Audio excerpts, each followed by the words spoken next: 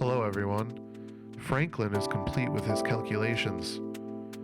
He will take the 3 members that he chooses to investigations that will happen soon. But first, I have one last thing from the Queen of the Aes Sídhe to share with you. We learned about the Overseers last time. This time we will learn about the Master Realm itself, its origins and evolution. It existed with the Void at the beginning of everything. Technically, it was everything, until the Great Schism and the growing number of expanding realms. Listen. My residual energy can only last so long, and I must save myself to help one last time during your quest. But before I fade into hibernation, the last things we all need to know are the properties of the Master Realm. Seemingly, this was a bubble universe at the beginning of everything. This small world with 3 planets circling a blue star in the void surrounding the bubble. It is hard to know for sure, though. The schism caused distortions in time and space in all worlds, so nothing is truly linear. The Master Realm could be the byproduct of something else. The void could be the beginning of everything. None of it matters, though. What matters is knowing how the Master Realm grew into what it is today. Mario, if you are ever going to unlock your elder blood, you will need to go here. But it will not be easy, and it certainly won't be easy to survive all the traps set forth by the elders. Only the surviving members of the Overseers can help you. But this goes hand in hand with what I'm about to tell you.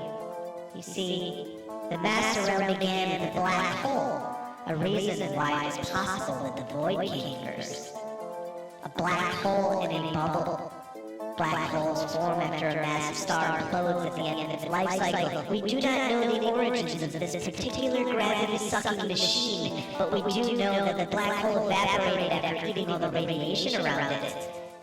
So how did the blue star come to be?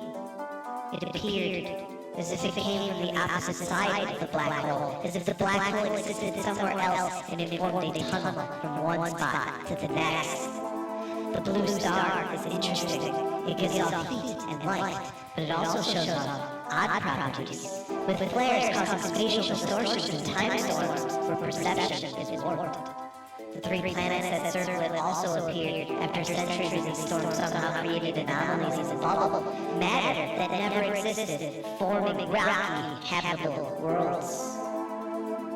All 3 evolved with simple organisms giving way to intelligent beings, but even then, these races took millennia to transcend to what would become the Elders and Overseers.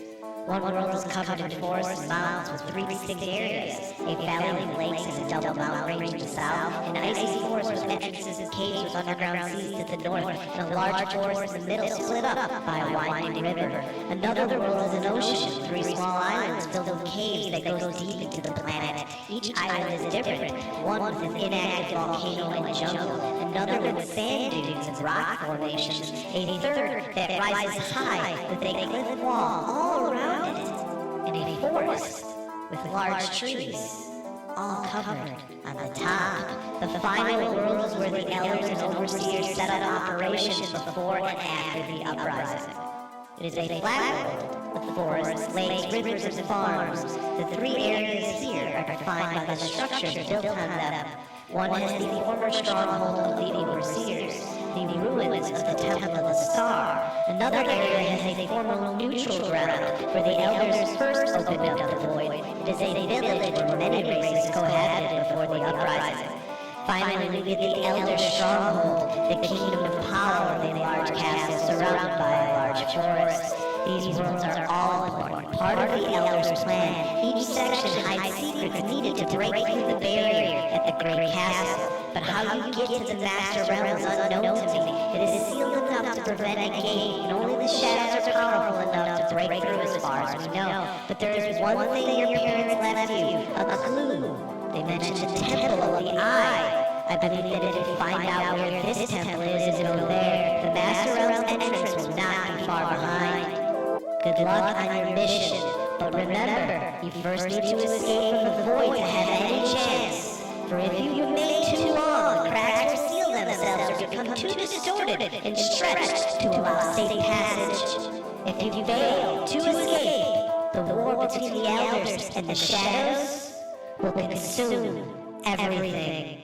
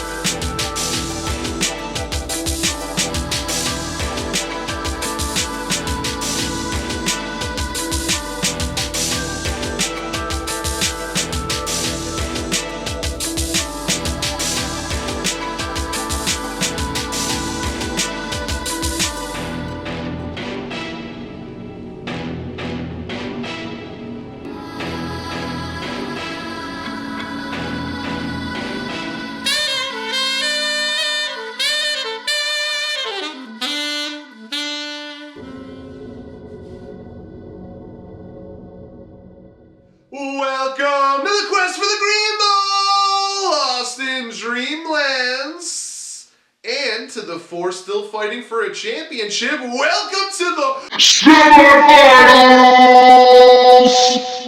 That includes my Minerva's minions too, and what should be a great matchup with Remember the Titans, a regular season rivalry meeting in the playoffs for the first time since Remember the Titans defeated my squad in the 2021 Green Bowl. But while that should be very good, there's only one to begin our previews this week. A semifinal that pits two Asia Pacific Void teams who just battled for a division title and the first round bye in week 14. That's right, we're looking at 11-3, number 1 Risky Business, hosting 10-5, number 4 Pounders in Sydney, 1842.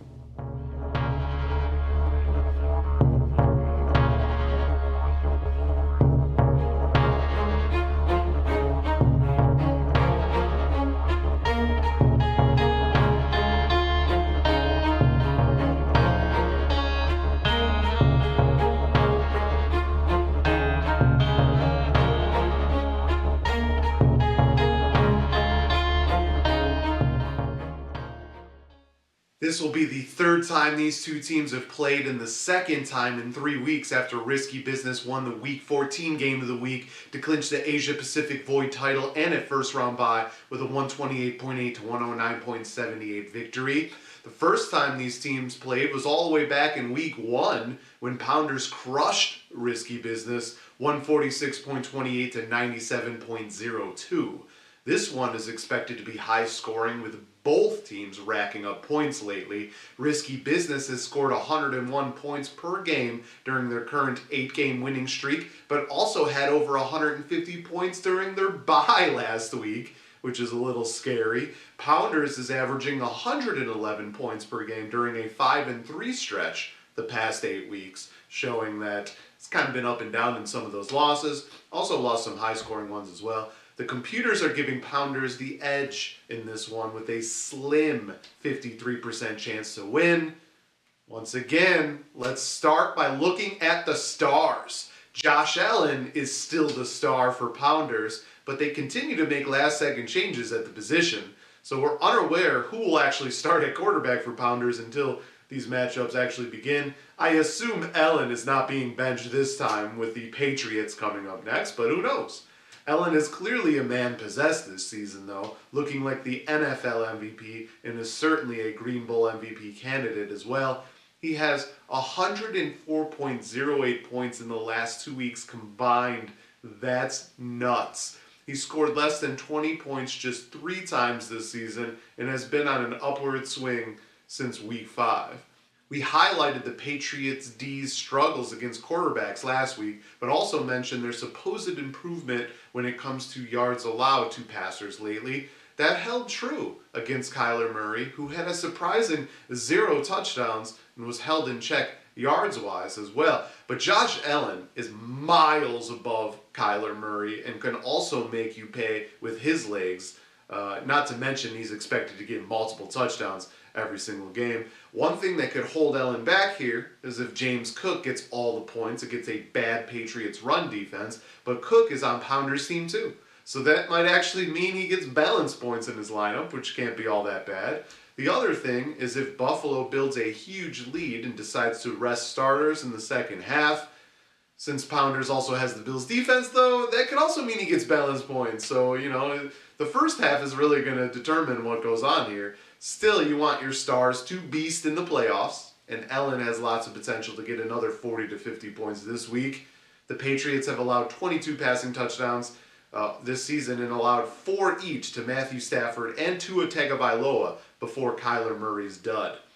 They also have just 6 interceptions, with 2 of those against inaccurate Anthony Richardson. So, and Allen's actually been doing better with protecting the ball this year. So Allen is clearly a scary player to face in a matchup like this in the playoffs. Well, who's Risky Business's star? Who's the guy he's going to depend on to try and limit Allen damage? Surprisingly, this is difficult to choose. Risky Business is loaded and well-balanced across the board, and Justin Jefferson has only started to look like a first-round pick the last few weeks after a rough stretch. Still, Jefferson is clearly the guy who can carry you when he gets hot, and Sam Darnold has been improving all season. Jefferson has 205 yards and 3 touchdowns the past 2 games after a stretch when he had no scores and just 392 yards in 5 games. Jefferson gets a Seattle defense that has also improved throughout the season, but the offense might hold it back this time if Geno Smith misses time. That could help or hurt Jefferson. Jefferson could possibly go up against a tired defense in the second half, or would be limited by game script if the Vikings have a big lead. But the Seahawks have allowed 15 scores to wide receivers this season, including 4 in the last 3 games, so opportunities are expected. They allowed multiple scores 3 times this year, twice to NFC North teams. That's another check mark for the Vikings here.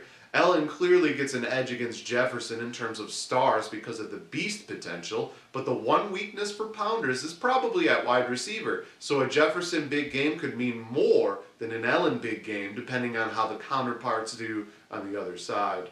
But there are players on both teams I see as guys who could do some damage to complement the stars, or end up being the best guys on the team for the week. For Pounders, I have to go with James Cook, a running back who only has to worry about Allen vulturing TDs. Cook is inconsistent in that he gets you 15 to 20 points or 2 to 9 points, depending on game script, and Allen rushing scores. But when he's on, he's one of the better backs in the league. He had over 100 yards on the ground in 2 of the last 3 games and 3 touchdowns total in all those games combined. He has lost some passing game points to other backs lately, but Cook is still a threat to break off a long screen pass as well. He gets the Patriots this time, the 5th worst defense against running backs, and Pounders knows this all too well after James Conner dominated the Patriots last week to lead them to a quarterfinal win. Running backs have 16 total touchdowns against the Patriots, 12 of those coming on the ground. Conner had 2 rushing scores last week against them. They also allow almost 114 yards per game on the ground. Conner had 110 last week. We might see Pounders players to watch cook this defense again. See what I did there?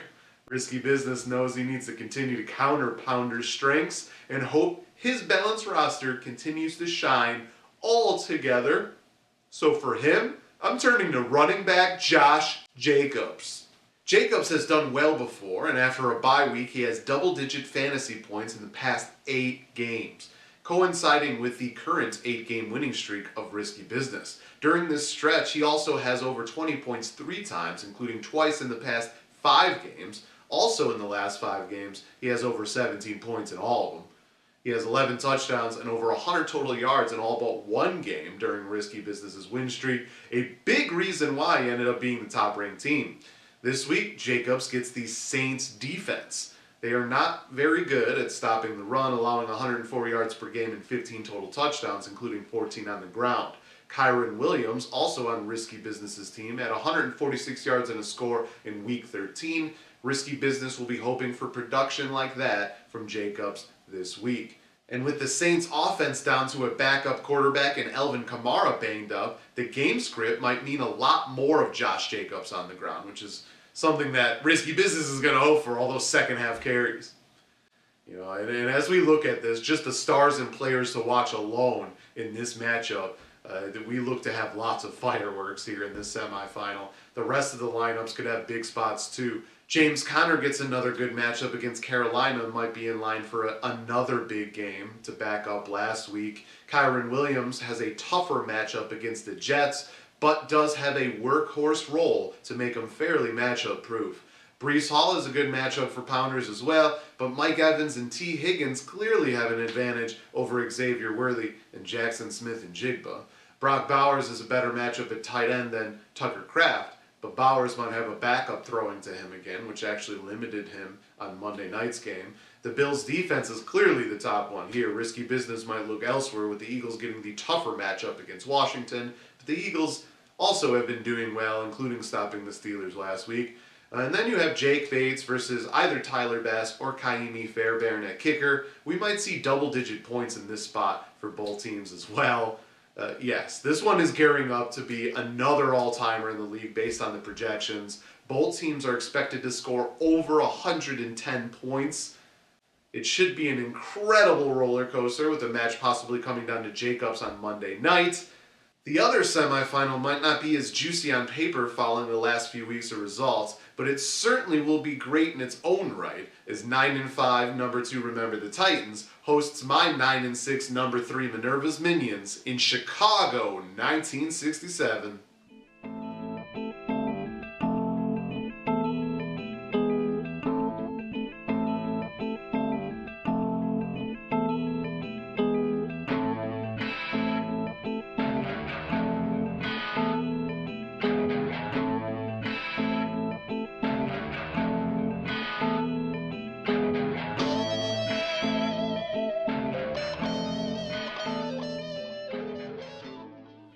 This is a rivalry with Remember the Titans dominating the series 7-3 in 10 matches, including a Green Bowl win in 2021. This season they won a close one, 100.3 to 98.6, with a late field goal sealing the game. So what do the semifinals have in store?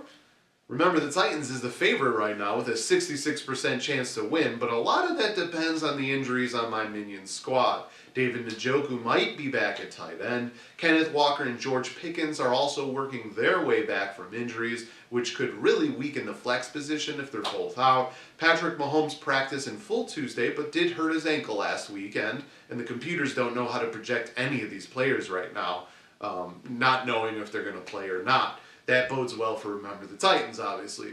But there is a star on my Minion squad that will look to bounce back after a tough performance last week. We're talking about Saquon Barkley, of course. Barkley, who had over 20 points in 6 games this season and double-digit points in all but 3 games, goes up against a Washington team he lit up in Week 11. Barkley had 146 rushing yards, 52 receiving yards, and 2 touchdowns in that last game against Washington, and will be looking to repeat that performance, or at least come close to it. Washington has allowed 12 total touchdowns to running backs, including 11 on the ground, and allows 110 yards per game to the position. It must be noted, though, that Washington has allowed no rushing touchdowns since Barkley torched them back in Week 11, and they've allowed less than 100 yards on the ground in all of those games as well. It was against Dallas, Tennessee, and New Orleans, though, so we'll see what happens. Philadelphia is a team that continues to run in shootouts, so a strong game by Jaden Daniels might actually be better for a Barkley Beast game, as he might get more opportunities. On the other side, wide receiver Jamar Chase is clearly the star for Remember the Titans. I mean, the man dropped 50 points in Week 10 and over 30 points in Week 14. He is always a threat to win weeks by himself.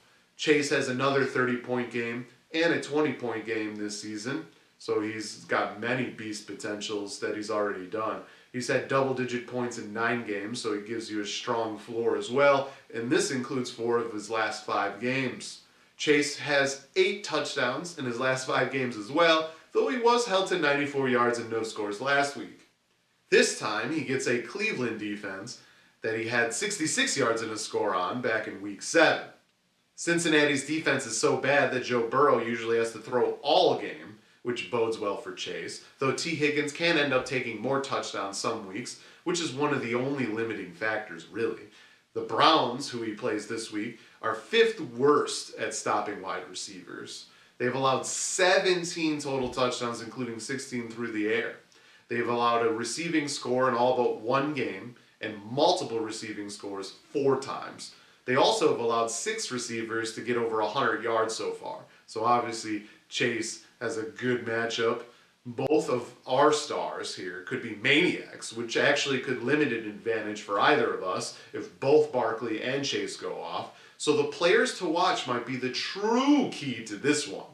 For my minions, I'm looking at running back Bucky Irving. Irving was a game-time decision last week and had 15 carries for 117 yards on the ground. He's expected to be healthier in Week 16. Irving is a rookie with 6 touchdowns this season, but he also has 852 yards rushing on 152 attempts. That's 5.6 yards per carry. He also has 296 yards through the air on 38 catches. That's 7.8 yards per reception, so he's showing some big-time explosive potential and has been getting more and more touches when he's healthy as the year goes on. This has led him to take over the starting role, but Rachaad White is still there to vulture yards and touchdowns, and Sean Tucker vultures from time to time as well. That's one of the risks with Irving. But the efficiency is making up for those lost touches, and he gets a Dallas run defense this week. The Cowboys are 7th worst at stopping running backs. They've allowed 16 total touchdowns, including 14 on the ground, and 95 yards per game on the ground, with another 39 yards per game through the air.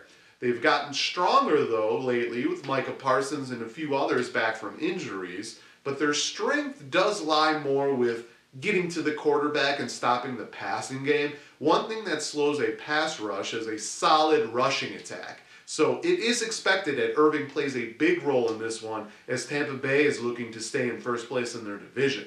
Still, since Parsons returned in Week 11, teams went from easily getting over 100 yards on the ground to barely averaging over 50 a game. The best back they've played during this stretch, though, Chase Brown, followed by Chuba Hubbard. For Remember the Titans, I'm looking at running back Jahmyr Gibbs, who might be in store for a monster game with David Montgomery now out for the season. Gibbs is expected to go from a solid committee to a workhorse role behind the best offensive line in football and a coach who loves to run and go for it on 4th and short all the time. Gibbs has double-digit points in all but 2 games this season. He has over 20 points in 3 games and over 15 points in 5 games. I mean, you might even say this guy is actually Remember the Titans star over Jefferson. And now he might be getting 20 to 25 carries and multiple targets as a 3-down back. He also gets to go up against the Bears defense. The Bears are 3rd worst against the run. They've allowed 15 touchdowns, all on the ground, and they allow 115 yards per game to this position. They haven't allowed a receiving score to backs and allowed just 32 yards through the air to running backs, but Gibbs is an elusive speedster that can do damage in the open field, so I don't think that really matters here. It doesn't help that the Bears' offense is so bad. This one might be the Gibbs show all game unless Detroit leads by 30 points in the 4th quarter and decides to, rest all the starters at that point. Though Dan Campbell is kind of a maniac and he plays into the end anyway. The Bears are better at stopping the pass, but Amon-Ra St. Brown and Jameson Williams will most likely benefit from play-action deep plays and the need for goal line passes with Montgomery out, as Montgomery tended to be that kind of goal line guy, even though Gibbs does get goal line carries too. But Gibbs obviously looks to be a potential league winner right now if he does what everybody expects. The rest of the matchup depends on the health of my minions. Mahomes usually doesn't throw multiple touchdowns, while Anthony Richardson is a quarterback who could go off for 30 points or only get you 5 points. Chuba Hubbard will need to keep up with the strong running back duo for the Minions too, and the Sun God and Terry McLaurin will need to continue to finish the season as strong as they've been playing lately to outduel A.J. Brown and Cortland Sutton. Njoku has an edge over Brenton Strange at tight end if Njoku can play, and the flex position will need to be decided for the Minions by the time everything goes down. Younghoe Koo versus Chase McLaughlin could be a weird spot here. The Falcons are going with a rookie quarterback who hasn't played much all season, and Koo has been injured too and struggling with kicks lately. McLaughlin gets a great matchup and is a kicker who could get you 17 to 20 points some weeks. Lastly, we get the defensive battle, which should be high scoring for both teams here. Atlanta goes up against a bad Giants team from, remember, the Titans.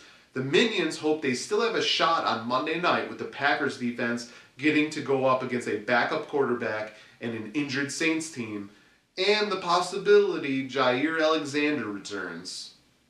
Both teams are projected to score over 100 points, but remember the Titans is closer to 110 points in projections. As always, expect the unexpected. There are 2 other matches happening in the consolation semifinals with 2 teams hoping to get to the consolation final and bring the momentum that comes with it into next year. Let's check them out in the best of the rest.